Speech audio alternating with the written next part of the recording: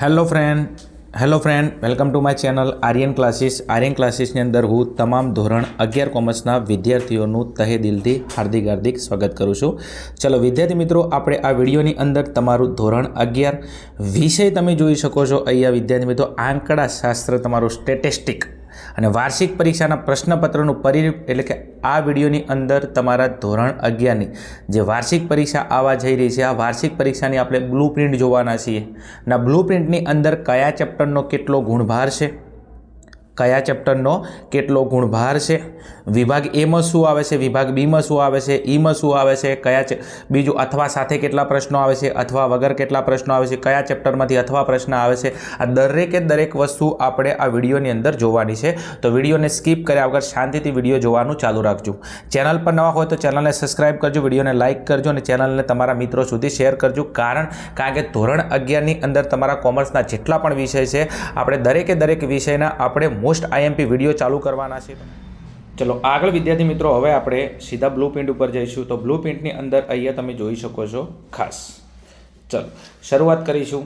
તો નંબર 1ની અંદર અહીંયા જુઓ પ્રશ્નોનો પ્રકાર છે, પ્રશ્નોની સંખ્યા છે, વિકલ્પ વિના છે, વિકલ્પ સાથે છે અને અહીંયા છે કુલ ગુણ। ઓકે, ચલો એમાં છે હેતુલક્ષી પ્રશ્નો। હવે હેતુલક્ષી પ્રશ્નો એટલે ટૂંક જવાબી પ્રશ્નો, જેની અંદર આવે છે વિભાગ એ અને વિભાગ બી। ઓકે, એમાં છે વિકલ્પ વિના 24 અને વિકલ્પ સાથે 24 એટલે 24 પ્રશ્નો છે, 24 એનો ગુણભાર છે અને ટોટલ ગુણભાર તમે જોઈ શકો છો 24। એટલે વિભાગ એ અને વિભાગ બી તમારો કેટલા ગુણનો થશે? 24 ગુણનો થશે। આમાં તમને કોઈ અથવામાં પ્રશ્ન આપવામાં આવતો નથી। પછી વિભાગ એમાં કેટલા પ્રશ્નો છે, બીમાં કેટલા પ્રશ્નો છે, પાછળ આપણે જોવાનું છે। ઓકે, કયા ચેપ્ટરમાંથી કેટલો ગુણભાર છે એ પણ આપણે પાછળથી જોઈએ છે। ઓકે, ચલો એના પછી નેક્સ્ટ છે ટૂંક જવાબી પ્રશ્નો। હવે ટૂંક જવાબી પ્રશ્નોની અંદર અહીંયા તમે જોઈ શકો છો, તો અહીંયા વિકલ્પ વિના છે 6 અને વિકલ્પ સાથે છે 9।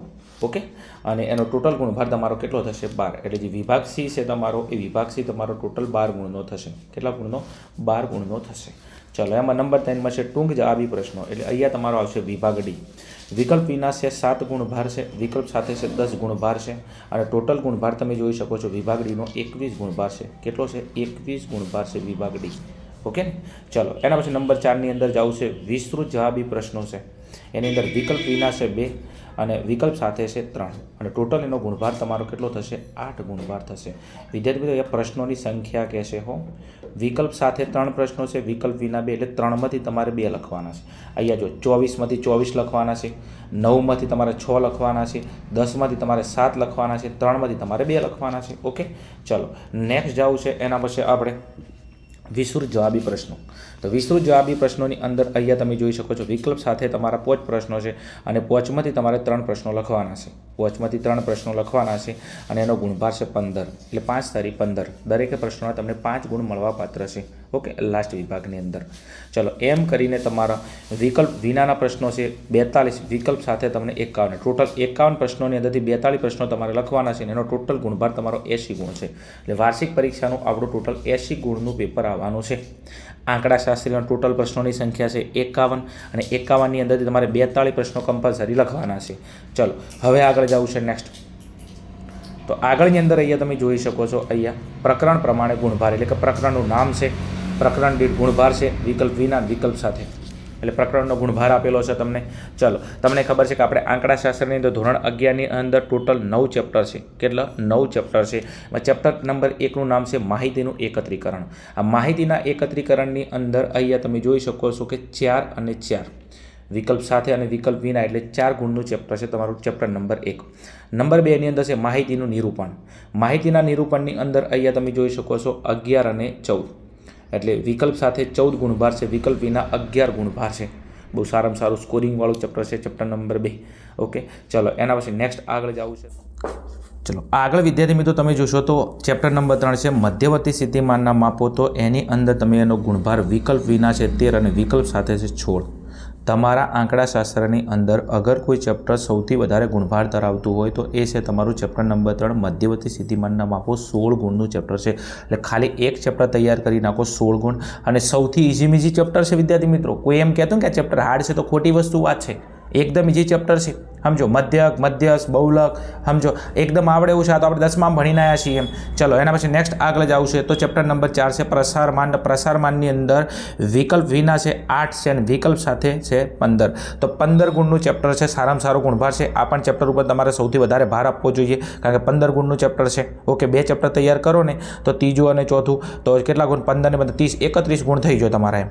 ચલો नेक्स्ट આગળ जाऊँ છે तो आगळ छे नंबर तमारा 5 नी अंदर आवृत्ति वितरणनी विषमता। विषमतानी अंदर तमे जोई शको छो अहींया 8 અને 15 केटલું છે 8 અને 15 એટલે આ પણ ચેप्टर विद्यार्थी मित्रों तमारे खास तैयार करी लेवुं जोईए कारण के 15 गुणનું चेप्टर છે તમારું। ओके, चलो આગળ जाऊँ છે तो नंबर 6 ની અંદર છે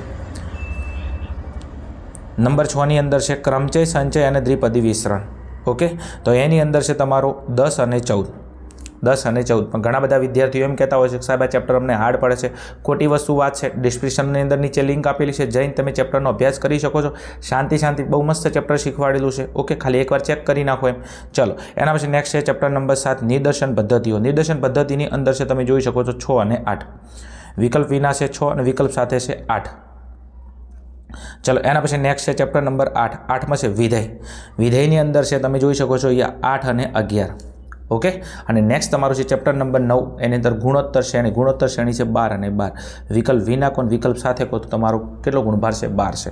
एम करीने विद्यार्थी मित्रों टोटल तमने 109 गुणનું पेपर आवे छे। ओके, विकल्प साथे અને विकल्प वगर तमारुं 80 એટલે 109 માંથી તમાरे 80 गुणનું पेपर लखवानुं थाय छे। અને વિદ્યાર્થી મિત્રો હવે આગળ આપણે જોઈશું તો વિભાગ એ તમારો કેટલા ગુણનો છે, વિભાગ બી કેટલા ગુણનો છે, સી કેટલા ગુણનો છે, ડી કેટલા ગુણનો છે। આ દરેકે દરેક વસ્તુ આપણે જોવાની છે। તો વિડીયોને સ્કીપ ના કરતા ઓકે અંત સુધી જોવાનું ચાલુ રાખજો તો 100% તમારા પેપરનું માળખું તમારા મગજની અંદર સેટઅપ થઈ જશે। જો પેપરનું માળખું તમારા મગજની અંદર સેટઅપ હશે તો 100% તમે 80માંથી 80 ગુણ પણ લઈ શકો છો। પણ કઈ જગ્યાએથી કઈ વસ્તુ પૂછાવાની છે, ઓકે, વિભાગ એમાં કેટલા પ્રશ્નો આવવાના છે, બીમાં કેટલા પ્રશ્નો આવવાના છે, કઈ ચેપ્ટર મારે અથવામાં કાઢવું ના કાઢવું, આ દરેકે દરેક વસ્તુ તમને બ્લુપ્રિન્ટમાંથી ખબર પડે એમ। ચલો હવે અહીંયા આપણે આવતા રહીશું વિભાગ એની અંદર। હવે વિભાગ એની અંદર તમે જોઈ શકો છો 1 થી 16 પ્રશ્નો વિભાગ એમાં આવે છે અને વિભાગ એમાં તમને ખબર છે કે MCQ છે 16 MCQ છે। એટલે જુઓ તો ખરું અહીંયા 16 MCQ છે સમજો, બહુ સારામાં સારી પેટર્ન છે 16 MCQ છે। ઓકે, ચોપડીની સ્વાધ્યાયની પાછળ MCQ આપેલા છે, 9 ચેપ્ટર છે સમજો। એક ચેપ્ટરના સરેરાશ 10 MCQ ગણી નાખો તો 10 કેટલા થયા 101 MCQ। 100 MCQ તૈયાર કરી નાખો તો તમારે 16 ગુણ આવે આરામથી। સ્વાધ્યાયની અંદરથી પૂછાય છે કારણ કે અહીંયા UPSC GPSC પેપર નહીં આપવાનું આપણે, સ્વાધ્યાયની પાછળ જે MCQ આપેલા છે એ જ તૈયાર કરી નાખો એમ તો 100% તમને ચલો 16માંથી 16 ના આવે તો કાંઈ નહીં, પણ 14 થી 15 ગુણ તો આપણે આરામથી આવે ને એમ। ચલો આગળ જાઉં છે નેક્સ્ટ विभाग बी ની અંદર। विभाग बी ની તમારી શરૂઆત થશે પ્રશ્ન નંબર 17 થી 24 ની અંદર। ઓકે, 17 થી 24 એટલે તમારા 8 પ્રશ્નો આવે। કેટલા પ્રશ્નો આવે 8 પ્રશ્નો આવે। ઓકે, અને દરેકે દરેક પ્રશ્નો તમારા ફરજિયાત છે। ઓકે, દરેક પ્રશ્નો તમને 1 ગુણ મળવાપાત્ર છે અને એક વાક્યમાં તમારે જવાબ આપવાના છે અને વિભાગ બી નો ગુણભાર છે તમારો 8। વિભાગ બી માં 8 પ્રશ્નો આવે છે, 8 ગુણભાર છે, દરેક પ્રશ્નો ફરજિયાત છે। ઓકે, 8 તમારે લખવાના છે। ઓકે, આમાં કોઈ ગપ્પુ બીજું ના હાલે વિભાગ બી ની અંદર એમ કારણ કે એક વાક્યમાં જવાબ આપવાના છે। ચલો આગળ જાવું છે નેક્સ્ટ તો વિભાગ સી ની અંદર।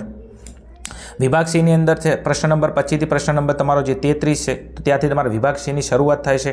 નીચે આપેલ પ્રશ્નોના તમે જોશો 25 થી 33 ની અંદર કોઈ પણ તમારે 6 પ્રશ્નોના જવાબ લખવાના છે, દરેકનો તમને 2 ગુણ મળવાપાત્ર છે।